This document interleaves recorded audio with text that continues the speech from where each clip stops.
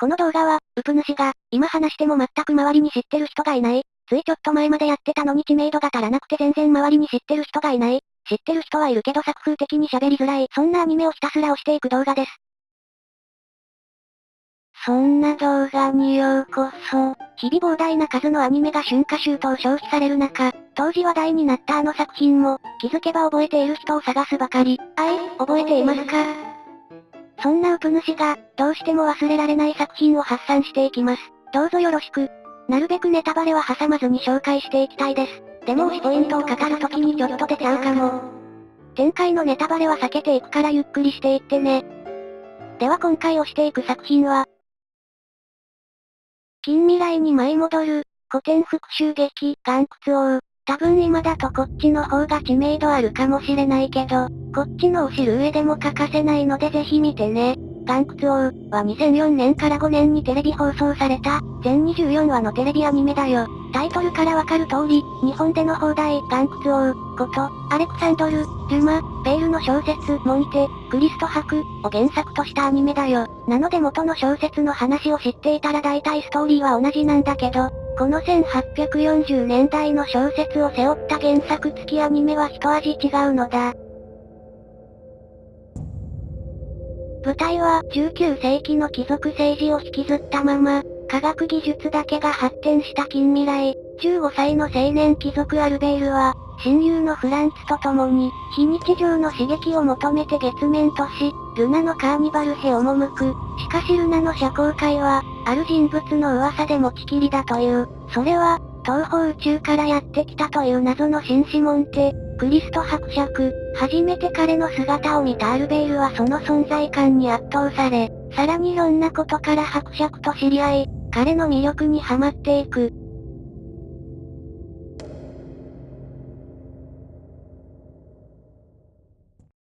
原作1840年代の小説って言ったよね。SF 小説です。と思ったあなた、安心してください。イグザクトリー。パッと見とんでもない魔改造アニメだと思われるけど事情がある。実はこのアニメの前田真宏監督、最初アニメ化しようと思ってたのがこっち。デュマのモンテクリスト伯のオマージュ作品、トラよ。こちらは思いっきり SF 小説なんだけど、新しすぎて著作権でアウト。じゃあそれなら、ということで、その原作のモンテ、クリスト伯を SF にしたのが今作だよ。そのため、原作の19世紀初頭の世界観が全体的に近未来世界へグレードアップ。船は宇宙船、を指し、それに乗って繰り出す海は宇宙そのもの。異国は遠い別の惑星、になり、そこと戦争が起きればまさに宇宙戦争。全体的にスケールが大きくなってるのに、馬車も奴隷も残ってる不思議な世界観だよ。ちなみにあらすじで言ったルナは、原作だとイタリアのローマ、だよ。これが、原作と比べた時の大きな変更点の一つ。さて、あともう一つ大きな変更点があるんだけど、ここから先は原作小説の内容にも触れる部分なので、もし今の時点で興味を持って、なおかつまっさらな状態で見たい新規は、ここで動画を閉じてレンタル店へ急いでくれ、忠告はしたぞ。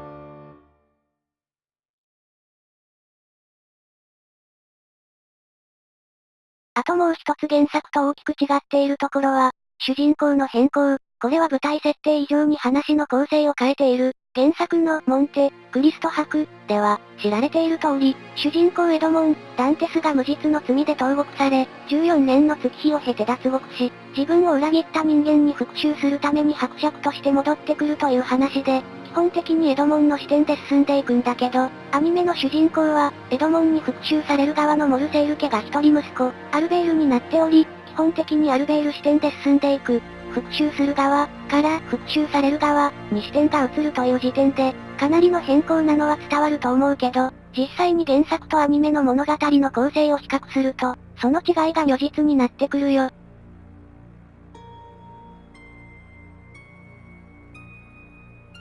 例として画像を用意してみたよ。原作、モンテ、クリスト伯の簡素な人物関係図だよ。原作は大人のエドモンが主人公なので、必然的にエドモンに関連のある人物がメインになるよ。何せ14年も経ってるので復讐相手にはそれぞれ家族ができてるけど、牢屋でずっと相手への復讐しか考えてなかったエドモンにとっては、ターゲットの3人以外の人間は、復讐に利用しない限りは関わらないよ。例外として、昔お世話になった恩人の息子とかはめっちゃ世話するけど、あと同じ復讐仲間のお姫様とか手厚く保護してるけど、基本的に主人公エドモン、ダンテスの物語、とは、過去に囚われた大人が、過去に罪を犯した大人たちに復讐する、という、大人たちの動向や心情が中心となった話であって、それを親に持つ子供たちは設定こそあれど一部のみ取り上げられ、各々キャラがそれなりに立っているのにあまり日の目が当たらず、14年の時間を指し示す以外、びっくりするほど空気なキャラもいるよ。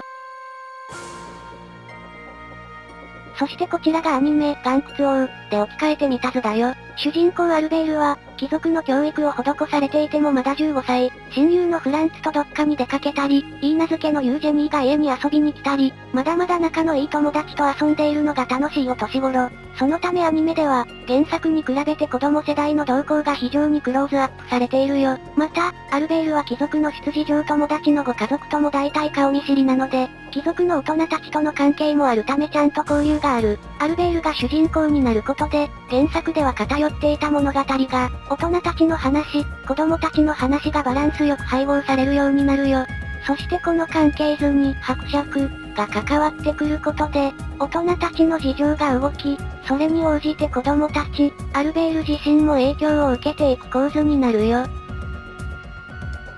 さっき、原作の話を過去に囚われた大人の話、と言ったけど、アニメ、岩窟王、言うなれば未来を生きる子供たちの話、原作で子供たちに日の目が当たらないと言ったのは、逆に言えば親の過去なんか子供たちには環境以外関係ない、ということ。原作での子供たちは、描写こそ少ないけど自分の家が大変になった後、それぞれの決断をして家を出ていき、自分の未来を生きていくようになる。アニメ岩窟王では、むしろ子供たちの視点を増やすことによって、それまでなんともなかった子供の人生が、大人たちの過去によって、かき乱され、時に悲劇として降りかかる時、大人の過去のしがらみを持たない子供たちがどう認識し、現実、そして過去に向き合っていくかが描写されることになる。大人側と子供側の事情、心情が同時進行していく構成によって、策略を巡らし、保身に走る、社会的に成功したがゆえの罪を持つ大人と、未来を信じ、打算ではなく感情で行動する、未熟ゆえ希望を捨てない子供の、大きな対比が浮かび上がってくる物語になっているよ。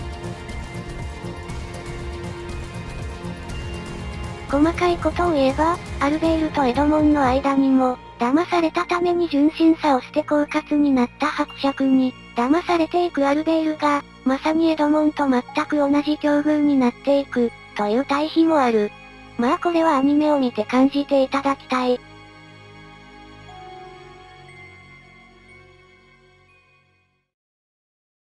物語そのものに対する熱い推しが大体発散されたので、じゃあキャラについてでも話すか。アニメは主人公変更に伴って、原作の配役によるエピソードが、それぞれ子供キャラに振り分けられたりとかしてるんだけど、それと同時に原作と展開が若干変わってる部分もちょこちょこあるんだよね。というか、キャラ自体が変わってるやつが一人いるんだけど。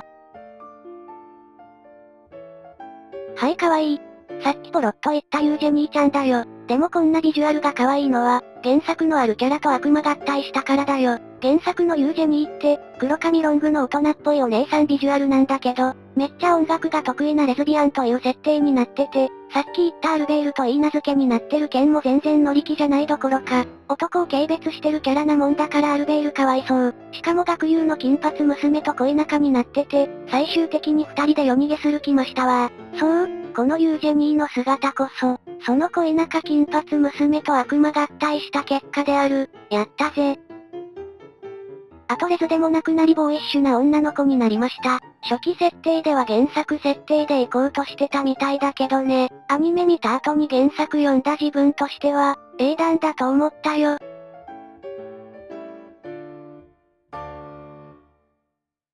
あとこいつ、フランツは原作読んだら驚いた。別にユージェニーみたくキャラが変わってはないんだけど、全然原作だと出番ないんだもん。アニメだとすんごいいいキャラに再利用されてるもんだから、アニメ見た後に原作を読むとその点で凹みます。まあすごくいいキャラになってると言っても最終的にあれなんだけど、そういう意味では原作の方が幸せかもしれないんだけど、あらすじ説明で、もしかしてこの話ホモなのでは、と思ったそこのお前、間違いなくこいつに泣かされるから覚悟しとけよ。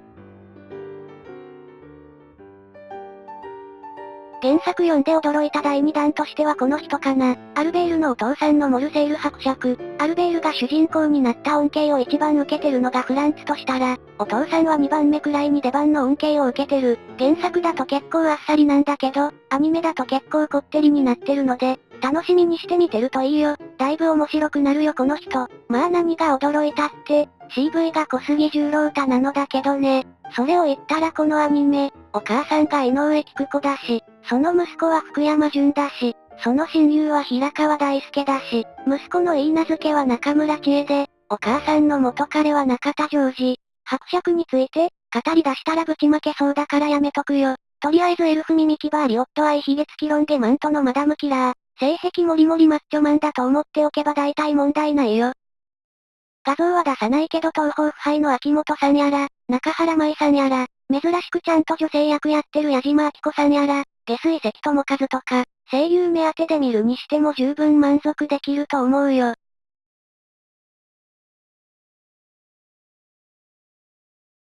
そうそう、あと美術についても語らないとね。このアニメ、本当に美術が綺麗なんだよね。同時に縁故殺しなんだけど、豪華絢爛のお屋敷とか、なかなかお目にかかれないきらびやかさで、いやほんとテレビで見てるときらびやかすぎて涙出てくるんだよ。そこがほんと辛いところなんだけど綺麗なんだよな。正直今の時代なら、PC メガネで見た方が目に優しいんじゃないかって。平気平気、オープニングとエンディングは暗めだから、ところでもしかして、まだ残ってる新規の人で、あれ、なんかこの画面どっかで見たことあるぞ。と思ったあなた。多分これだと思うんだけど。気づいたあなたは勘が鋭くていらっしゃる。こちらは2006年のショートアニメが独立した2007年アニメ、もののけ。無関係そうに思えるけど、実は全然無関係じゃなく、岩窟王の美術って、普通のアニメ塗りとテクスチャというものを併用しているんだ。テクスチャっていうのは、漫画でいうとこのスクリーントーンのようなもんで、柄付きのイラスト素材みたいなもんです。そういうのを服やら髪やらに使用しているので、登場人物が動いても服の柄が一緒に動かなかったり、ツヤッツヤでギラッギラに見えたりと、幻想的な色使いになってるんだけど、その前田真宏監督のデジタルな表現に目をつけたのが、化け猫、もののけ、の中村健二監督。前田監督に直接どうやってるのかを聞きに行って、ワシテクスチャ表現に至ったそうな。その証拠に、もののけ公式ホームページのコメントを見ると、やたらテンションの高いコメントを寄せている前田監督が読めます。もし岩窟王で前田監督がこの技法を使って作ってなかったら、後の中村監督は、今とは全然違うやり方で作っていただろうと考えると、なんだかロマンを感じるよね。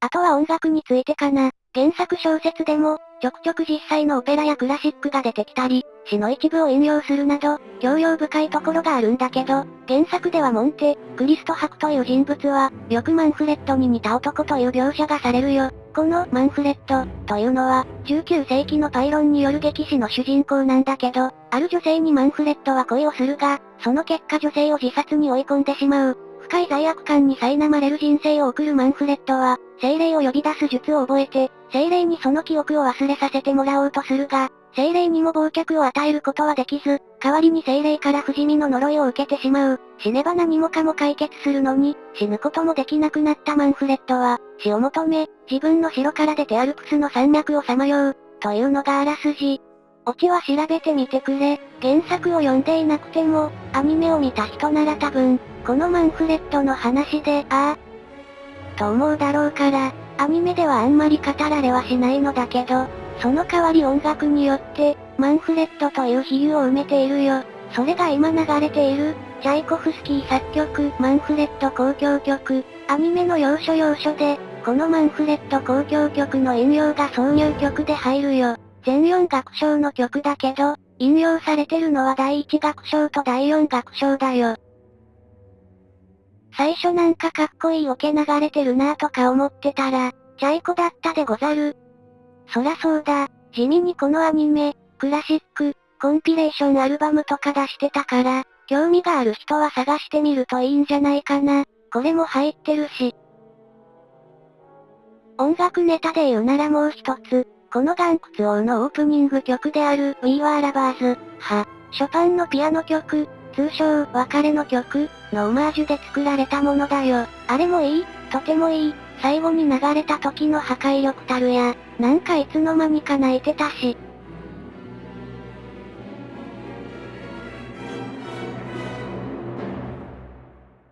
ああそうだ、大事なことを話し忘れてたな。そういえばあともう一つだけ、大きな変更点が残っていたんだった。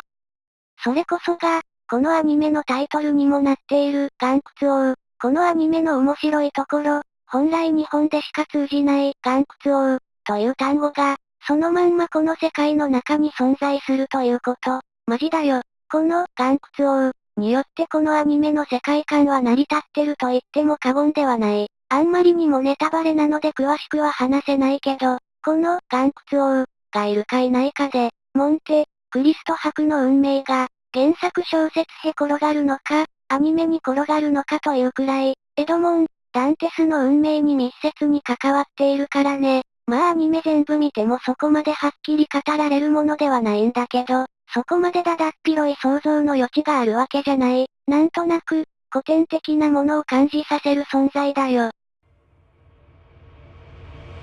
さて、ふわふわ語ってたのも満足してきたので、そろそろまとめに入ろう。今回の推しポイントをオープン。大人と子供、伯爵とアルベールの対比が鮮やかな物語。目がつぶれるほど画面も鮮やかなアニメーション。原作も読んでクラシックも聴けて3度美味しい物語。そして何よりも、ここまで舞台や視点を大幅改変してなお、原作の面白さを損なわず、キャラもブレずに楽しめる点、昨今改変をすることに関して非常に敏感な現状がありますが、今作に関しては、むしろ改変によって原作での死にキャラが有効活用されたり、原作の流れをほぼ完全に踏襲しながらも、原作とは違う F の楽しみが得られる。このような作品は、非常に稀有ではないでしょうか。もちろん原作至上主義の人はいらっしゃるだろうけどね。自分はこのアニメを見た後、原作を読んだ時に感嘆した。あの時の表情が文章になっている。という感動が忘れられません。むしろアニメに再構成されたことで、何がエドモンを助けたのか、それによって彼の人生の行き先は大きく変わってしまうのだと、原作に触れた今、未だにアニメの最終回を思い出しては胸が辛くなります。時間があるなら原作もぜひ読んでほしいけど、7巻もあるから、ヶ月は読料までかかると覚悟してから読んでね。それではここまでのお相手は、ゆっくりレ夢ムでした。お付き合いありがとう。また次のアニメ推しで会いましょう。オルボワール。